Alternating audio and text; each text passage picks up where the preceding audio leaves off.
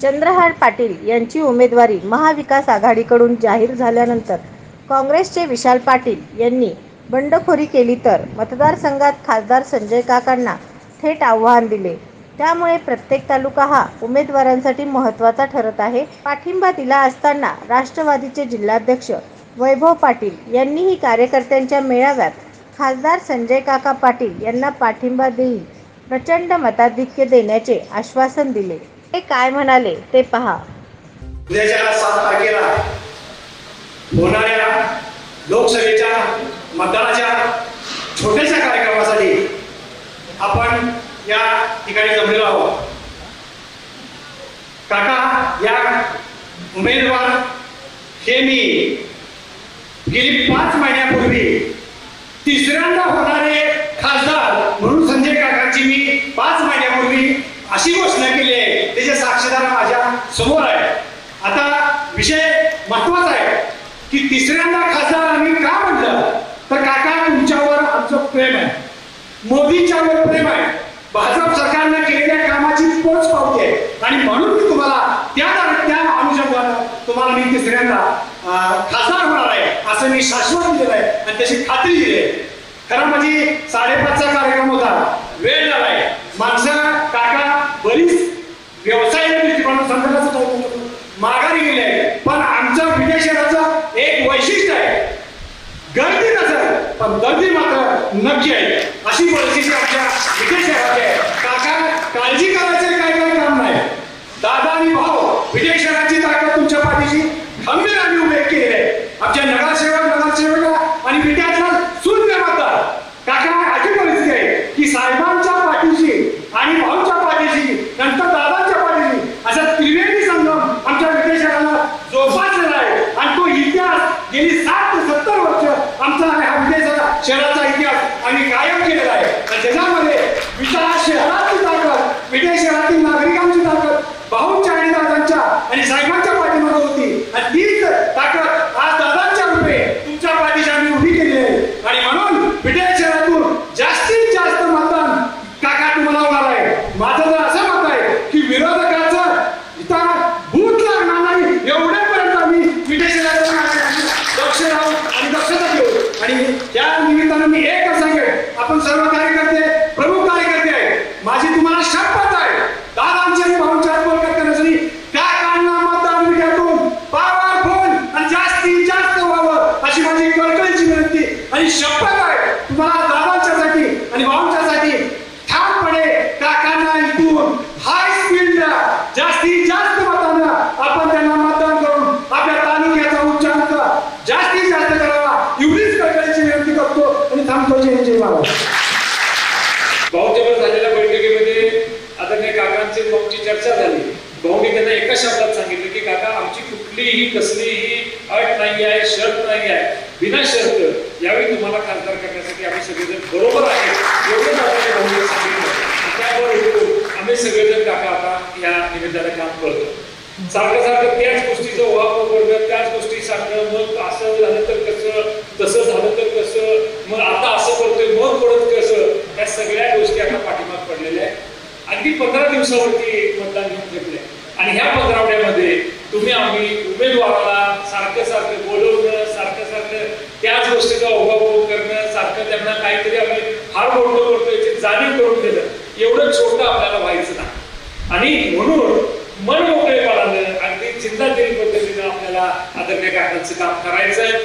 मी मगाशी प्रसंग सांगितलं की 2014ला आपण छुपं काम केलं, 2019ला त्यांच्या विरोधात उघडपणे काम केलं. आता एकदा काकांसाठी मन मोकळेपणाने आपल्याला चांगलं काम करायचं आहे. काकांना खासदार करण्यामध्ये आपल्या या मतदारसंघात विजय शहरामध्ये आपल्याला चांगल्या पद्धतीनं मताधिक्य देण्याच्या दृष्टिकोनातून आपल्याला सांगताना काम करायचं. अनेक जण आपल्या बरोबर काम करणार, कारण आपण मित्र ह्या महायुतीमध्ये आपल्या बरोबर अनेक मित्र पक्ष या निमित्ताने जवळ 10-12 मित्र पक्ष या महायुतीमध्ये काम करतात. आपल्या इथल्या मतदारसंघाची परिस्थिती लक्षात घेता इथं शिवसेना एकनाथ शिंदे साहेबांची जे आहे ते सगळेजण मित्र पक्षातले नेते मंडळी आज या व्यासपीठावरती किंवा भविष्यातल्या प्रचाराच्या सभांच्या निमित्तानं व्यासपीठावरती एकत्रित असतात. त्यामुळं कोण पदाधिकारी देतोय, कोण पुढं आहे, कोण पाठीमाग आहे, हे आपल्याला बघायचं काम. आपल्या नेत्यांचा आदेश आहे. आदरणीय भाऊनी एकदा सांगितले की आपल्याला काकांचं काम करायचं आहे म्हटल्यानंतर बाकी कुठलाही कसलाही प्रोटोकॉल आपल्याला मागायचं नाही. कुठं असं केलं तर मग असं घडेल, मग तुम्ही भविष्यात काय करणार आहे, अशा कुठलीही गोष्ट आपल्याला कंडिशन म्हणून आपल्याला काकांची बोल ठेवायचं. परवाच्या मीटिंगमध्ये काय कार्यकर्त्यांनी आपल्या भावना व्यक्त केल्या, मन मोकळेपणानं काही गोष्टी बोलल्या.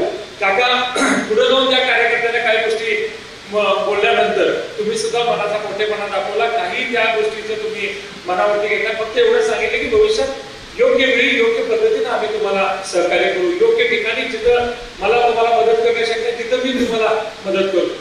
काल तुम्ही हसन मुश्रीफ साहेबांचं एक भाषण व्हॉट्सअपला किंवा फेसबुकला तुम्ही बघितलं असेल. हसन मुश्रीफ साहेबांनी कागदमध्ये महायुतीच्या उमेदवारांना पाठिंबा देण्याच्या निमित्ताने एक राष्ट्रवादी काँग्रेसची फार मोठी सभा त्यांनी घेतली.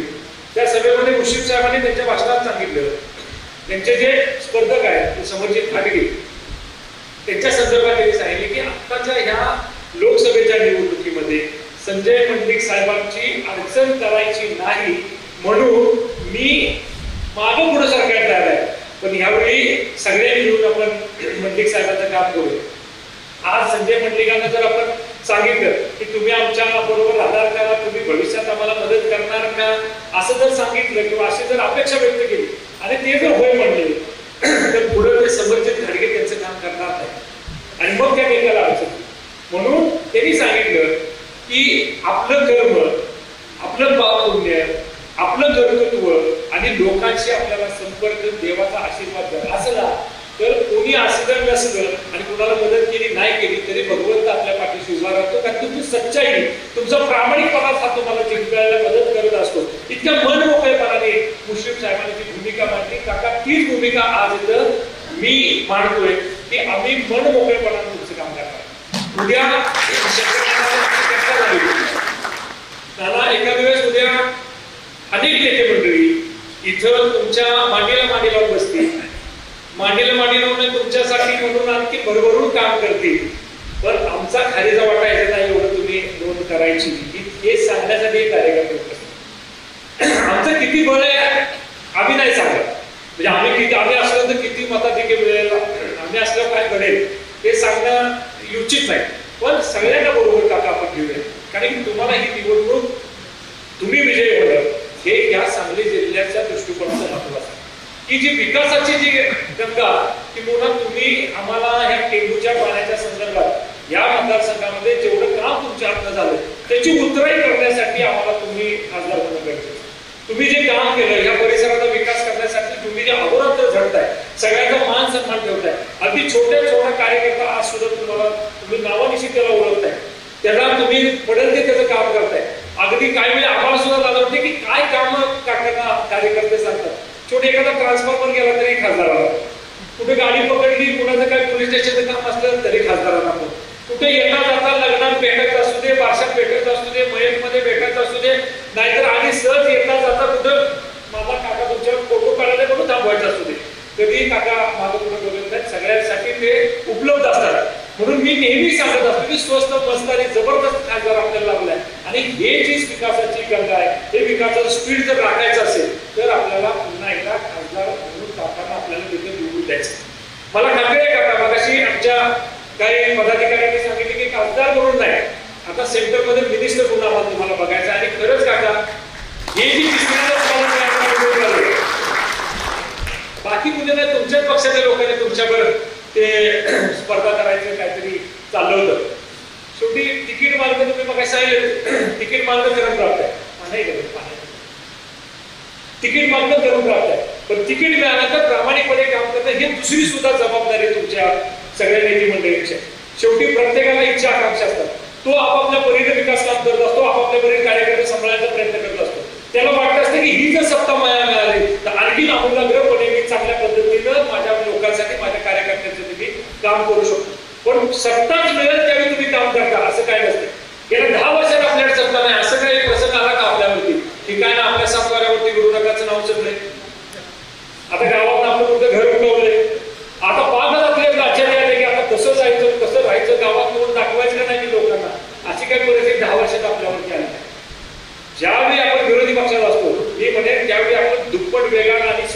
काम करायचं असतं.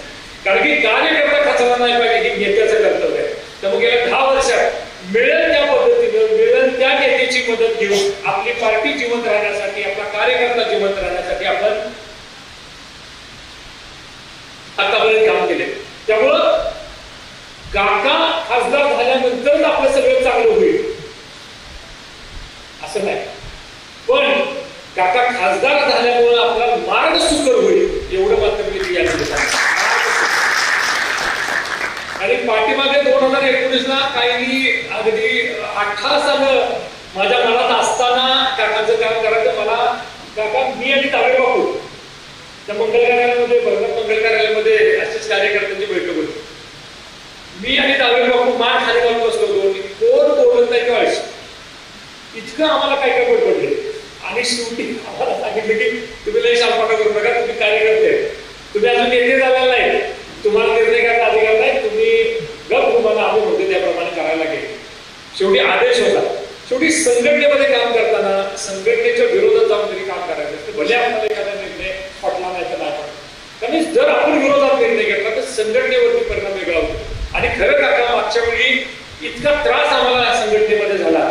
काही लोकांनी आम्ही निर्णय जरी विशाल पाटलाचं काम करत घेतला असला तरी काही लोकांनी तुमचं काम केलं, काही जणांनी गोपचंद पडळकर साहेबांचं काम केलं, काही जणांनी आमच्यावर राहिले पण आणि नवीन काहीतरी गमत्या केल्या. अशा सगळ्या परिस्थितीमध्ये पार्टीचं अनेक प्रकारे नुकसान झालं. काका तुमची निवडणूक झाल्यानंतर अनेक विचारमंथन सभा म्हणून एक आम्ही परत त्याच ठिकाणी विचारमंथन सभा म्हणून घेतली. त्या ठिकाणी अनेकांनी बोलून दाखवलं की त्यावेळी दादा तुम्ही म्हणताय तसं केलं असतं तर बरोबर झाला नाही, पण मी दुसऱ्या बाजूला झालं आपल्या नेत्याने एकदा आपला निर्णय घेतला. त्यांना कमीपणा येईल असं कुठलंही काम आपल्याला करायचं. भले राजकीय काय मागं पुढे झाला असेल, राजकीय काय बळी जरी आपला गेला तर हरकत नाही, पण आपल्या नेत्याचा आदेश प्राप्त आहे त्यामुळे आपण काम केले. तुम्ही काय तसं म्हणू नका.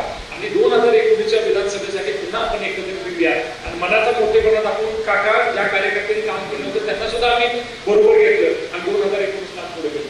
पण यावेळी मी कुणालाही न सांगता किंवा भाऊनी पण कुणाला आदेश न द्यायच्या अगोदर सगळ्यांनी मनोमन ठरवलं होतं की यावेळी आपल्याला अगदी प्रामाणिकपणे काकांचं काम करायचं आहे. आणि एक चांगली गोष्ट आज घडली की पार्टी एक सगळं आहे. म्हणजे एका नाही काका सिंगल वेगळा कुठला विचार इथं मांडला नाही. कुणाचं जमू दे स्थानिक लेवलला, कुणाचं कुणावर जमलं नाही जमतंय काही बघितलं नाही. तुम्ही सांगायच्या अगोदर आपले कार्यकर्ते प्रामाणिकपणे तुमच्या प्रचारामध्ये यावेळी आहे आणि मला त्याचा चांगला इम्पॅक्ट किंवा मला त्याचं पुढे फार चांगलं आउटपुट मिळणार आहे की एक संघ पार्टी राहून एका नेत्याचा एका उमेदवाराचा प्रचार केल्यामुळे एक जिन्सीपणा आणि पार्टीमध्ये एक संघपणा या निमित्तानं दिसतोय. हे सुद्धा एक वेगळंपण या निमित्तानं आम्हाला आहे. मगाशी सुभाष ठाकरे सांगितलं की पिढ्यामध्ये गेली 3 पिढ्या सातत्याने हे सगळे लोक आमच्यावरती प्रेम करतात.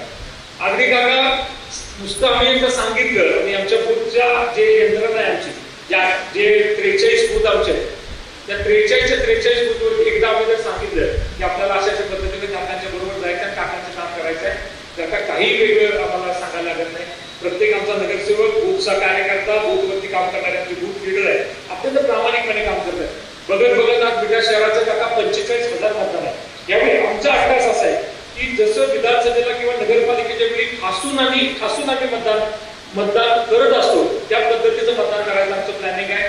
मिनिमम 80% तरी आम्ही मतदान यावेळी करू आणि जर एवढे मतदान झालं तर त्यांना 15,000 ते 18,000 मताचं मताधिक्य तुम्हाला बिडा शहरात मिळालं पाहिजे. कारण की तेच बरोबर आपल्या माहितीमध्ये जे सहकार्य म्हणून काम करणार आहे त्यांनी फक्त फार काय त्रास न देता म्हणजे वेगळं काय कब्जा करायचं तर त्यांचा विषय तो आहे, पण फार त्रास न देता जर फक्त शांत राहिले तरी आपले कार्यकर्ते अगदी मोकळ्यापणानं काम करतील आणि अगदी आपल्याला अपेक्षित आहे त्याच्यापेक्षा चांगलं मताधिक्य त्या तिथे मिळेल.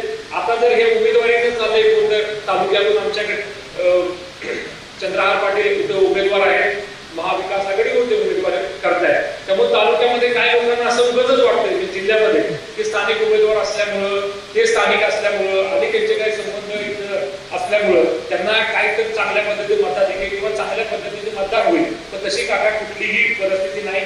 इथं सगळेजण कार्यकर्ते अगदी प्रामाणिकपणे तुमचं काम करणार आहे. त्यांचा दुरावे फक्त एक चांगलं मल्ल म्हणून, एक चांगलं व्यक्तिमत्व म्हणून नक्की त्यांचं इथं येणं जाणं किंवा सहवास असतो. पण ज्यावेळी राजकारण म्हणून आम्ही काम करत असतो त्यावेळी जो आपापली पार्टी, आपला नेता, आपला स्थानिक नेतृत्व याच्यावरती विश्वास ठेवून काम करणार आहे. त्यामुळे वेगळं कुठलीही काही गोष्ट घडणार नाही. तर संजय कोयतेची उपस्थिती तुम्हाला जाणवून देईल. मी पण परवा काका तुम्हाला सांगितलं की नुसतं जर बहादुरीमध्ये परवा एक सभा झाली, त्याच्यामध्ये सगळ्यांनी एकत्रित करायचा प्रयत्न केला. त्यांनी सांगितलं की बाबा खासदारकीसारखं एवढं मोठं पदाचा उमेदवार म्हणून आज आपल्या गावातून उमेदवारी ते करतायत तर सगळ्यांनी एकजूटपणे त्यांना पाठिंबा द्यावा. काही तर नाही जात असतो, काही ना तिथं जावं लागतं म्हणून आपले काही पदाधिकारी तिथे गेले होते. मला खात्री आहे की आज निर्णय झाल्यानंतर उद्यापासून लायब्ररीमध्ये आपले सगळे कार्यकर्ते काम करतील. आणि मी काकांना सांगितले की वाढून जाईल ते आपल्यामुळे, वाढून जे जाईल पाळणे ते आपल्यामुळे असेल. आणि प्रामाणिकपणे आपले सगळे कार्यकर्ते पाळणीमध्ये सुद्धा आमोर तुम्हाला ग्रहित करू ना, नाही तर तुम्ही मी आपलं बोलून जायचं उद्या काय वेगळं करायचं. संपतराव आपली जबाबदार आहे. आपले जवळजवळ 100 पेक्षा जास्त कर्मचारी तिथे काम करतात. अगदी घराघरामध्ये आपले संबंध आहेत. आपली नैतिक जबाबदारी आहे. तिथं सुद्धा आपल्याला आपल्या काकांना त्या उमेदवाराच्या बरोबरीपेक्षा जास्त मतदान आपल्याला झालं पाहिजे. ते ज्या दिवशी होईल त्या दिवशी आपण आजपर्यंत केलेलं काय तर फलित होईल असं मी मानतो. त्यामुळे जबाबदारी तुमची सगळ्यांची की आपल्याला तालुक्यामध्ये पण एकदम काही प्रमुख कार्यकर्ते काका इथे उपस्थित आहेत. तालुक्यामध्ये तर फार उत्सुकता तुम्हाला तुमच्यावर काम करायचे. तालुक्यातील ग्रामीण भागाचे कार्यकर्ते या त्या निमित्तानं अनेक वेळा तुमच्याकडे येत असतात. पाण्याच्या प्रश्नासाठी तर सातत्यानं तुमच्या मागे लागलेले असतात. या कॅनलमधून पाणी सोडायचं आहे, ह्या बंद नलिकेतून पाणी सोडायचं आहे, इतकं आवडतं नसताना पुढं काय टेल हेड उलट पाणी येत असताना आम्हाला उद्या पुढे पोहायचं असतं, अनेक भानगडी करायच्या असतात. सगळ्यासाठी आम्हाला काका लागत असतात. आणि अनेक कार्यकर्ते अगदी रात्री सुद्धा तुम्हाला फोन करतात, तुमच्या माध्यमातून काम करून घेत असतात. त्याची उत्तरही करायची ही संधी असते. त्यामुळे ह्यावेळी आमच्या झालेल्या निर्णयामुळे अजिबात काही अडचण नाही. मन मोकळेपणाने काका इथे सगळेजण काम करते. दुसरा एक विषय आवडतो की काका तुम्हाला सांगतो इथं माझे मुस्लिम बांधव सुद्धा अनेक जण इथे उपस्थित आहेत. भाजपबद्दल किंवा भाजपच्या विचारसरणीबद्दल थोडंसं त्यांच्या मनामध्ये अनाहूत भीती या निमित्तानं होती. पण मी त्यांना रमजान ईद दिवशी मी आवर्जून भिटई शहरामध्ये माझ्या सगळ्या बंधूंच्या घरी गेलो. मी सगळ्यांना विश्वास काका दिलेला आहे की जरी भाजप म्हणून जरी काका उमेदवार असतील तरी परंतु कधी जातीय भेद आणि कधीही 19 भेद त्या व्यक्तिमत्वाकडे घडत नाही. उलट मी म्हणेन की भाजपमध्ये संजय काका असल्यामुळं उद्या समजा जरी काही कमी जास्त काही हिंदुत्ववादी किंवा असं काहीतरी घडलं तरी आपल्यासाठी म्हणून छातीचा कोट करणारा व्यक्तिमत्व म्हणून संजय काका. त्यामुळे कुठलीही मनामध्ये शंका करणार आणता आपले जे मुस्लिम बहुल जे आपले मतदार आहेत किंवा जे आपले बूथ आहेत तिथं सुद्धा आपल्याला चांगलं मताधिकी या निमित्तानं काकांना आपल्याला द्यायचं आहे. या तालुक्यामध्ये किंवा ह्या मतदारसंघामध्ये जिथं जिथं मुस्लिम समाज आहे तिथे काका ज्या आपल्या विचाराचे आहेत तिथं जाऊन आम्ही त्यांना सांगतो की ह्यावेळी आपल्याला पुन्हा एकदा काकांना खासदार करत असताना आपल्या मुस्लिम समाजाचं सुद्धा त्याच्यामध्ये किस्सा किंवा वाटा भरपूर असणार आहे. तो त्यांनी द्यायचं कबूल केलंय. परवा सचिन भैया वगैरे आम्ही खानापूरला पण जाऊन आलो. लेकऱ्यामध्ये सुद्धा आपल्या काही कार्यकर्त्यांच्या झाल्या आणि भावडीमध्ये सुद्धा जिथं मुस्लिम आपला समाज जास्त आहे तिथं शरीराच्या आपण सगळ्यांना त्या निमित्तानं सांगतोय. शेवटी असं असतं की कुठेतरी काय तर घडतंय ते आपल्या इथं घडेल असं कधी मानायचं नसतं. उलट आपलं शहर किंवा आपला भाग किंवा आपला तालुका हे जातीय स्वरूपासाठी देशभर प्रसिद्ध आहे. देशामध्ये कुठेही जातीय वेगळी झाले असतील, कुठे हिंदू मुस्लिम रायवल झाले असतील, कुठे दलित संवर्ग झाले असतील तरी परंतु आपल्या विटा आणि खानापूर तालुक्यात किंवा आपल्या परिसरात आजपर्यंत आपण येऊन दिलं नाही. ही सगळ्या नेते मंडळींचं, सर्व पक्षाच्या, सर्व नेत्यांचं किंवा सर्व नागरिकांचा मनाचा मोठेपणा. आणि हे जर आपल्याला पुढे चालवायचं असेल तरी आपल्याला कशा विचाराचा माणूस तिथं सत्तेवरती असतो हे थोडं करत राहतात. ते दिलदारपणा, तो मनाचा मोठेपणा तरी काकांच्याकडे असल्यामुळे मला खात्री आहे की काका निवडून गेल्यामुळे भविष्यात असल्या कुठल्याही जे जातीय स्वरूपा बिघडवून द्यायचे कोण असतील किंवा तसं कोण वागणार असेल तर ह्याला चाप बसेल ही मी आवर्जून या निमित्तानं नमूद करतो. ती जरी काढल्याला मदत करण्याची भूमिका त्यांची असते. नरेंद्र मोदी साहेबांनी त्यांच्यापर्यंत देशभरात काम केलेलं आहे. मी एकच प्रसंग तुम्हाला सांगतो त्याची जाणीव करून घेतो की ज्या स्वच्छता अभियानामुळे ज्या नरेंद्र मोदींचे स्वच्छता अभियान राबवलं आणि त्या स्वच्छता अभियानामुळे आपण देशाच्या कोपऱ्यात पोहोचलो. ज्या स्वच्छता अभियानामुळे देशातलं सर्वात स्वच्छ शहर होण्याचा बहुमान ज्या विद्या शहराला मिळाला. आता त्या स्वच्छता अभियान त्यांनी केलं नसतं, त्यांनी तेवढे मोठे बक्षीस ठेवलं नसतं, तेवढा मान सन्मान जे नंबर येतात त्यांना दिला नसता, तर विकास शहर स्वच्छ झालं नसतं एवढ्या मोठ्या प्रमाणात. मी आवर्जून सांगतो. आणि उतराई करायला त्याची बघ, देशात स्वच्छतेत आपण नंबर 1 आणलो त्या नरेंद्र मोदींना जी स्कीम काढली, त्यामुळे आज आपण आलो एवढं नाव करा. आणि जिथे जिथे जातो तिथं मी अभिमानानं सांगतो की देशातल्या सर्वात स्वच्छ शहरात आम्ही नाही, आणि त्याला काम करतो हे जे मी आवर्जून सांगतो, त्याची उतराई या निमित्तानं आपण काकांना मतदान करू. त्यामुळे विटे शहराच्या बाबतीत मी आवर्जून सांगेन की जे आपलं हार्ट आहे, हृदय आहे, ते आपल्याला अत्यंत चांगल्या पद्धतीनं तिथे काम करून दाखवायचं आहे. मागच्या वेळी काका वंचित मुलं थोडंसं आमच्या मातन समाज असेल, लोक समाज असेल, आमचा रामोश समाज असेल, काही इतर समाज असेल, तिथे जरा मतदानाचं थोडंसं कमी जास्त झालं. वंचित मुळे काही लोकांनी ठरवलं की एकदा बाबासाहेबांचे उपकार आमच्यावर होते, तर बाबासाहेबांचे उपकार करण्याच्या निमित्ताने यावेळी आम्हाला बाळासाहेबांना मतदान करायचं, म्हणजे आंबेडकर साहेबांना मतदान करायचं असं त्यावेळी त्यांनी सांगितलं. अगदी माझ्या बरोबर मतदानाचे भरत तांबे वगैरे सगळ्या सुरताना आमचा सगळे पदाधिकारी आहेत, सांगून सुद्धा हे केलं, पण सांगून सुद्धा काही लोकांनी त्यावेळी आपल्याला मतदान केलं नाही. पण आता ती परिस्थिती नाही. आता हे सगळे प्रोटोकॉल बाजूला आहे. यावेळी एकच ठरवलंय की यावेळी संजय काकांना म्हणजे भाजपला म्हणजे आपल्या महायुतीच्या उमेदवारालाच आपल्याला प्रामाणिकपणे मतदान करायचं, आणि ते तुम्हाला खरे प्रशासन आपल्याला या निमित्तानं दाखवायची संधी आहे. पाठीमागच्या वेळी त्याबद्दल थोडं कमी जास्त झालं, ते यावेळी आपल्याला संधी आहे. आणि ती मला खात्री आहे, सोयवाडी असेल किंवा आपले गाव भागातले बूथ असतील किंवा मागासवर्गीय समाजातले आपले सगळे 3-4 बूथ असतील, ज्या पद्धतीने आदरणीय भाऊंना तुम्ही वनवे मतदान तिकीट देता, म्हणजे अगदी काका 68% होणाऱ्या मतदानात 72% मतदान भाऊंना देणारे असे बूथ आहेत. वनवे चालतात, अगदी 500, 600 मताचं मतदान देखील 1000-1200 मताच्या त्या बूथ वरती असते. विरोधकांना 50, 100, 120 याच्यापेक्षा जास्त विरोधकांना मतं पडत आहे. त्यासारखंच मताधिक्य आपल्याला यावेळी काकांना द्यायचं आहे, आणि ती जबाबदारी तुमची आमची सगळ्यांची.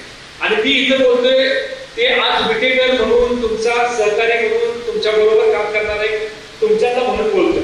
ज्यावेळी सांगली जिल्ह्याचा अध्यक्ष म्हणून राष्ट्रवादीचा मगाशी बोललो, आमची इथं सुनील भैया वगैरे सगळे उपस्थित आहेत, काही पदाधिकारी होते, तिथं मी पण सांगितलेलं आहे की जिल्ह्यामध्ये सुद्धा राष्ट्रवादी काँग्रेस म्हणून अजितदादांच्या आदेशाप्रमाणे प्रामाणिकपणे जिथं असेल तिथं आपण काकांना मदत करायला शब्द दिलेला आहे, आणि तिथल्या सगळे आमचे पदाधिकारी उपस्थित आहेत, त्यांनी सुद्धा प्रामाणिकपणे काकाचं काम करायचं इथं ठरवलेलं आहे. त्यामुळे तुमच्या मनामध्ये काही शंका कुशंका असतील का काका, शेवटी राजकारणामध्ये आपण आपल्या कर्तृत्वानं भगवंताचा आशीर्वाद असेल, प्रामाणिकपणा असेल, सचोटी असेल, आणि लोकांना वाटत असेल, नागरिकांना जर वाटत असेल की तुमचं नेतृत्व चांगलं आहे, तुम्ही काहीतरी इतरांपेक्षा चांगलं करू शकाल, तरच लोक संधी देतात. काका निवडणूक उभी कशी करायची असतील आणि निवडून कसे घ्यायचे असतील, कैलास हनुमंतराव साहेबांनी बाल करून माझ्याकडे आहे 4 निवडणुका विचारित लागल्या होत्या. काय येतं ना, आता तुम्ही बघितलं काय काय आहे, 1000-2000 स्टाफ आहे, सगळे पतसंस्था, बँक, जे कार्यकर्ते, जीवाभावाचे मित्र आहेत, सगळं. हनुमंतराव साहेबांच्या त्यातलं काही नव्हतं, फक्त साहेबांचं बोर्ड बोलणं, साहेबांचं एखाद्याबद्दल जर शब्द दिला तर त्यासाठी जीव द्यायची तयारी असायची, एवढी एक पावला, एवढ्यावरती साहेब राजकारण करत होते. तालुक्यात असं गट नव्हता, तालुक्यात अशी काही फार मोठी यंत्र नव्हती. पण शंभूबाईंना माहित आहे सामान्य कार्यकर्ते होते, ज्याला गावामध्ये माझ्यामध्ये काय असं फार मोठं तालुवार आहे, कोणतं वाढतलं आहे, कोणतं फार मोठं असं म्हणजे की सर्वसामान्य कार्य, पण जीवाभावाची माणसं साहेबांनी जोडली. त्यांच्या जीवावरती 4 निवडणुका केल्या. एका निवडणुकीत फक्त साहेबांना हिस्सा, एक निवडणूक 1967 साहेबांनी होती, शंभरराव नानांच्या विरोधात फक्त 1200 मतांचा पराभव झाला. 67 त्यावेळी म्हणजे 57 सुरुवात केली राजकारणात, 10 वर्षात विधानसभाला शंभरराव नानांच्या विरोधात त्यांनी त्यावेळी निवडणूक केली, फक्त 1000-1100 मतांना साहेब पराभव झाले. त्यामुळे पराभव होण्याची भीती आम्हाला नाही, फक्त स्वाभिमानानं लढायचं, आपल्या कार्यकर्त्याच्या जीवावरती ज्यांना आपला विश्वास ठेवला त्याचा स्वाभिमान राखण्यासाठी लढायचं, एवढ्यासाठी आम्ही निवडणुका करत असतो. आणि जय पराजय हा काय फार नाही मला महत्व. एकदा भाऊंचा पराभव झाला 2014ला, परत 19ला झाला. मला ते 19ला वाईट वाटलं, 14ला मात्र नक्की वाईट वाटलं की ज्या माणसानं या मतदारसंघामध्ये स्वाभिमानानं राजकारण केलं. मगाशी तिथे सांगितलं की स्वस्तात मस्त खासदार म्हणून तुमच्याकडे जसं बघतात तसं स्वस्तातला मस्त आमदार म्हणून आदरणीय भाऊंनी काम केलं. अगदी दिवस ठरवून भाऊ काम करायचे. दर शुक्रवारी आटपाडीत जायचं, आटपाडी तालुक्यातल्या कार्यकर्त्यांना भेटायचं, त्यांच्या कामाला न्याय द्यायचा. सोमवारी दुपारनंतर तासगावला जायचं, तासगावमध्ये त्या लोकांना न्याय देण्याचा प्रयत्न करायचा. मंगळवार बुधवार मुंबईला जायचं, कामाला न्याय द्यायचा प्रयत्न करायचा, शनिवारी संस्थांना वेळ द्यायचा. इतकं क्रम प्राप्त होतं, इतकं सोयी एकदम नियोजन असायचं, तरी काम करून सुद्धा त्या निमित्तानं भावना तसं प्रतिसाद त्यावेळी लोकांच्याकडून मिळाला नाही. त्यावेळी काका म्हणत होते, काका जस्ट खासदार झाले होते, काका म्हणत होते त्यावेळी कमल घ्या. अगदी एबी फॉर्म त्याच्या शेवट म्हणजे आम्ही अर्ज भरायचा होतो काकाच्या फोनाला, पंकज हॉटेलला त्यावेळी एबी फॉर्मचं वाटप होतं काका, मला आठवत असं. काकाचा माझा फोन झाला, आमच्याकडे सगळे किरण भाऊ साक्षीदार आहेत, मी किरण भाऊ सुखदेव पाटील भाऊ चौघच आमच्या घरी आत होतो. जाता जाता शेवटला म्हटलं बघताय का नाहीतर तिकडून काँग्रेसचा काढूया आणि कमळाचा लावूया. त्यामुळे आमचं नशीबच शेवटी काय वेळी नशिबाची साथ सुद्धा राजकारणातला. काय जर एका म्हणजे काय एका रात्री तिकडून तिकडे जाऊन खासदार आमदार मंत्री आणि सध्या होतात, आपल्याला एवढं कष्ट करून सुद्धा त्याच्यामध्ये थोडं स्ट्रगल आपल्याला करावं लागतं. पण दिवस त्याच्यावर खरंच चांगले, फक्त सकारात्मक राहू. आजपर्यंत जसं तुम्ही माझ्या पाठीशी राहिला, आजपर्यंत या अडचणी काळामध्ये आमच्या पाठीशी खंबीरपणे उभा राहिला. काका काय देतोय 1 रुपया म्हणजे अजितदादांच्याकडे गेलं तर आम्हाला असं अपेक्षित होते की आता किती निधी, किती कामं, किती काय काय 6 महिन्यात भेटत नाही, पण तक्रार नाही आमची त्याबद्दल. तक्रार कार्यकर्ता एक सुद्धा ही बघतो नाही. त्यांना मी सांगितलं की जेव्हा आम्ही निर्णय करायचा चालू होतो त्यावेळी सांगितलं दादांच्याकडे अर्ज करताय 30% वाटा आपलाय, ती सुरू पाहिजे हसतं बरं सगळी. यांना मी लय लावच लागतो काका, लय काय काय खोटं खोटं सांगितले मग आमच्या अजितदादा करतात आणले. पण एकाची सुद्धा काका तक्रार नाही की आता आम्हाला निधी मिळाला ना, त्याची तक्रार नाही की आम्हाला कुठे पद मिळालं ना, त्याची तक्रार नाही की आमचा कुठं मागं पुढं आम्हाला करायला लागतं. एकच त्यांची इच्छित आहे की भविष्यामध्ये आम्हाला चांगले दिवस राजकारणात यायचे असतील तर ह्यावेळी काकांना मात्र आपल्याला खासदार हे मात्र कारण की राजकारणामध्ये कुठे एखादी भूमिका घेऊन आपल्याला जावं लागतं. एक सडेतोड भूमिका सारखं बोटची भूमिका करू का नको करू, ही होईल का ती होईल का, मग उद्यापर्यंत आपल्यासाठी काय नसतं. राजकारणामध्ये काही स्वाभिमान आणि कडक निर्णय हे सुद्धा फार महत्वाचे असतात. काकाने स्वतःच उदाहरण नेहमी सांगतात की ज्या आरामाबांशी त्यांनी इतका मोठा संघर्ष केला, अगदी एका पिढीचा मोठा संघर्ष त्या कुटुंबात झाला, पण ज्यावेळी मागं पुढे सरकार होतं तेव्हा मनाचा मोठेपणा दाखवून कार्यकर्त्यांसाठी, मी म्हणेन कार्यकर्ता राजकारण जिवंत राहण्यासाठी त्या आरामाबांच्या मांडीला काकांना बसायचा क्षण आहे. ते नक्की खरं आहे. काका या गेल्या 10 वर्षामध्ये यंत्रमाग व्यवसायामध्ये खूप विजयात झालेली आहे, त्यामुळे थोडीशी नाराजी असणं स्वाभाविक आहे. परंतु काका या ठिकाणी मी सांगेन की आम्हाला इतर कुठल्याही पक्षापेक्षा संजय काका पाटील हा ब्रँड आमच्या दृष्टीने अत्यंत महत्वाचा आहे. आणि त्याचं एक छोटंसं उदाहरण सांगण्यासाठी मी उशीर झाला असताना उभा आहे.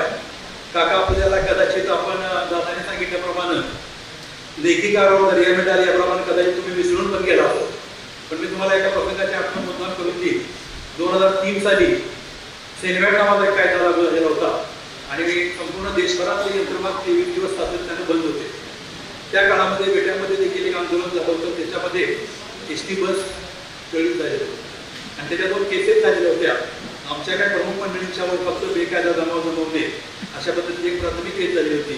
परंतु आमच्या समाजाच्या यंत्रमाग धारकांच्या 23 तरुण यंत्रमाग धारकांच्यावर एक अत्यंत गंभीर गुन्हा दाखल झालेला होता. आणि त्या गंभीरपणाच्या ह्याच्यामध्ये त्या ठिकाणी आम्ही कलेक्टर साहेबांचं एक पत्र घेऊन विधानसभेमध्ये आणलेलं होतं. त्यावेळेला मला आठवते बाबा गृहमंत्री होते, आपण आमदार होता, भाऊ आमदार होते आणि राज्यमंत्री मला वाटते पुण्याचे आपले कांबळे, मला वाटते दिलीप कांबळे राज्यमंत्री, रमेश बागवे राज्यमंत्री होते. जिल्हाधिकाऱ्यांकडे आणलेली फाईल आम्ही त्या ठिकाणी राज्यमंत्र्यांच्याकडनं शेरा घेतलेला होता भाऊच्या कौशल्यानं. परंतु भाऊच्या समोर आमच्या सगळ्या समोरच पुढं होतं की आबाबाच्या समोर हा विषय कसा न्यायचा आणि त्या ठिकाणी त्यांचा शेरा घेतला तर त्या सगळ्या केसेस राबवल्या होत्या. आणि मला आठवते एका बुधवारी लॉबीमध्ये असताना भाऊंची आणि आपली भेट झाली आणि भाऊंनी आम्ही आपल्याला या ठिकाणी जो सगळा सविस्तर वृत्तांत सांगितला. 12-12:30ची वेळ होती. काका आपण भाऊंना सांगितलं की बरोबर 3 वाजता आपण आबाबांच्या केबिनमध्ये या आणि त्यानुसार आम्ही 2:45ला काका तुमचा स्वतःहून मला भाऊंना फोन आला की मी इथं आलो तुम्ही या म्हणून. आम्ही त्याकडे मी आणि भाऊ आबांच्या केबिनमध्ये आलो. आबांचं केबिन गच्च भरलेलं होतं. आबांनी शस्त्र असं वरच बघितलं भाऊंच्याकडं आणि भावना म्हणजे तुम्ही आज चला. आत आलो तर काका आपण स्वतः त्या ठिकाणी उपस्थित होता. आपण 4 आमदार बरोबर घेऊन आलेला होता. त्या ठिकाणी बैठक झाली. त्या बैठकीमध्ये आपण काका ज्या तीव्रतेने आणि ज्या हक्कानं त्या ठिकाणी अहवालांना थांबून ज्या पुढच्या केस काढून घेतल्या आणि त्या काढून घेण्यासाठी आपण जे प्रयत्न केले, ज्या अधिकारवाणीनं आपण त्या ठिकाणी आमची बाजू मांडली, त्या ठिकाणी अहवालाने या ठिकाणी प्रश्न पण उपस्थित केलेला होता की नुकसान झालंय, 3-3.5 लाख रुपयाचं शासनाचं नुकसान झालं याच्यामध्ये. परंतु काका त्यावेळेला आपण व्यक्त केलेले शब्द आज पण माझ्या लक्षात आहे की यंत्रमाग व्यवसायामध्ये काम करणारी व्यापारी मंडळी आहेत, कोण गुन्हेगार नाही, स्वतःच्या पोटासाठी रस्त्यावर आलेले होते. तारळेकर बंधू यांचे एकमेव रॉयल प्लॅटिनमने सन्मानित केलेले सिद्धी व्हील्स मारुती शोरूम मध्ये, जिथे मिळणार आहे Celerio, Wagon R, Alto K ten, S Presso हजर स्टॉक मध्ये. तसेच सरकारी कर्मचाऱ्यांना ऑन रोड 100% कर्ज आणि शेतकरी बंधूंना 6 व वार्षिक हप्त्याची सोय. तारळेकर बंधू विटा यांचे सिद्धी व्हील्स, मिरज सांगली रोड, मिरज. संपर्क 9172 21 22 23. तासगाव आउटलेट शेतकरी मार्केट जवळ तासगाव. Jath outlet Jath Sangli road Jath. तसेच आपल्याकडे ट्रू व्हॅल्यू, मारुती और नॉन मारुती सेल्स आणि परचेसची facility Meera housing society, Madhavnagar road, Sangli इथे उपलब्ध आहे. महाराष्ट्रातील सर्वात मोठा प्लॉटिंग प्रोजेक्ट असलेल्या जगवार सिटीमुळे आटपाडीच्या शहरीकरण आणि आधुनिकीकरणाला निश्चितच हातभार लागेल. नाविन्यपूर्ण रचना हे जगवार सिटीचं बलस्थान आहे. आधुनिक अभिरुची संपन्न जीवनशैलीचा सुखद अनुभव देऊ करणाऱ्या जगवार सिटीमध्ये आजच आपला प्लॉट बुक करा. रिअल इस्टेट क्षेत्रात अग्रेसर असलेल्या व्हीएनएस ग्रुपनं जगवार सिटीच्या निर्मितीतून गुणवत्ता आणि ग्राहक हिताप्रती असलेली आपली कटिबद्धता पुन्हा एकदा अधोरेखित केली आहे. आटपाडी येथेच साकारलेल्या गोविंद पार्क या पहिल्या प्रोजेक्टच्या अभूतपूर्व यशानंतर कंपनीने जगवार सिटीचं नियोजन हाती घेतलं आहे. येथे प्लॉट बुक करण्यास इच्छुक असणाऱ्या आमच्या सन्माननीय ग्राहकांनी गोविंद पार्कला अवश्य सदिच्छा भेट द्यावी आणि आमची विश्वासार्हता जरूर तपासावी. जगवार सिटीला आपली पसंती देणारे प्रथम 150 भाग्यवंत आकर्षक बक्षिसांचे मानकरी ठरणार आहेत. यामध्ये पहिलं पारितोषिक टाटा नेक्सॉन, दुसरं पारितोषिक मारुती स्विफ्ट, तिसरं पारितोषिक वॅगनार, चौथं पारितोषिक ऑल्टो, 5वं, 6वं आणि 7वं पारितोषिक बुलेट आणि 8वं आणि 9वं पारितोषिक होंडा ऍक्टिवा अशी क्रमवारी असेल. म्हणजे आकर्षक बक्षिसांची जणू लयलूटच. अधिक माहितीसाठी आजच संपर्क करा 78 75 36 11 12 किंवा 91 46 56